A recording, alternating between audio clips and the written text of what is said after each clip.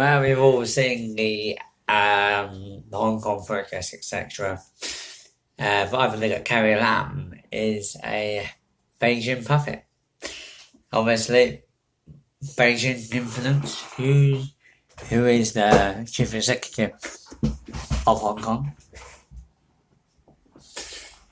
And if they see that the Hong Kong chief executive is not tough enough with the protests, then she can be removed. Just like that. And basically, it's quite unnerving to see democracy being trampled on. Obviously, I'm not condoning the smashing of the legislative building, obviously, but basically, people are desperate. They can see their democracy being eroded.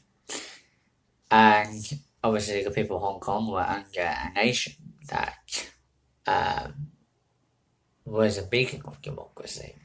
Obviously, anyone watching this will probably say, oh yeah, but Britain ruled millions of people across the world as the president. How is that democratic?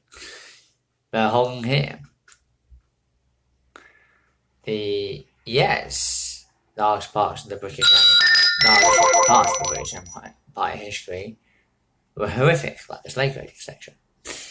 But Britain did pass on the ideas of democracy, the idea of the justice system. So if you go to Kenya or Uganda, you can see the justice law courts are laid out very similar to the law courts in Britain.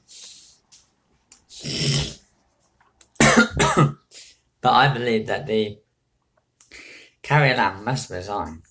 Anyone who has had this sort of setback,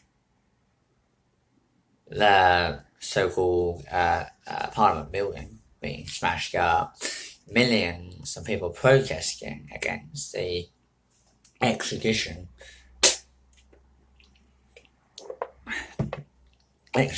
law that you want to force upon the Hong Kong people. You get them to actually go to send people who criticise China to China, where they'll probably get put into forced labour camps. You can understand why people were bloody terrified out of their wits. And you'll probably have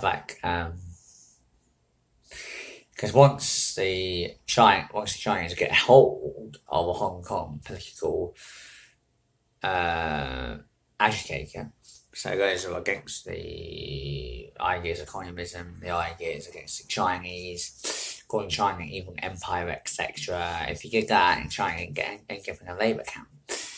And basically, and once you're in China, there's no going back. You won't be able to go back. You won't be even able to set foot in Hong Kong for the rest of your life. And you'll probably spend the rest of your life in prison, or you'll be forced to actually stay in China under close supervision, obviously, to stay and work in China. Now, obviously, upon release, you have to go to a re-education centre where you have got stuff knocked out of you. Because you can't be released into the Chinese society because the people are brainwashed, they don't know about democracy. But I mean, the Chinese government are thick. They know that people have got access to the internet via VPN or whatever it's called. And also, you've got millions of Chinese people who are abroad who are watching what's going on in Hong Kong. Because obviously, if you're a Chinese student at Cambridge University, for example, there's hundreds of university students at Cambridge who are from China. And you don't think they don't watch the UK news? Of course they do. But if they protest about this, about more democracy in China, then obviously one of the most things stopping them is the families. Because if the Chinese government see that you're using a privilege of going to Cambridge or go to another university outside China, and you're protesting directly against the Chinese government as a group, then when you return, where you won't be able to return because you'll probably get put in a forced labour camp.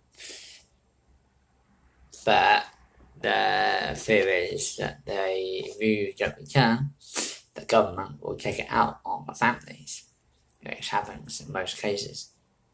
So the father could get father, mother, and the rest of the family could get put in prison. Absolutely horrific.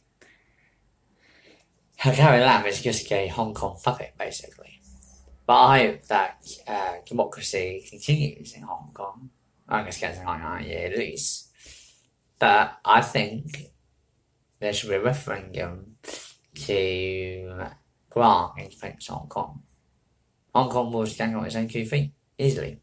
China won't lose much because Hong Kong's economic value to China has decreased over the years.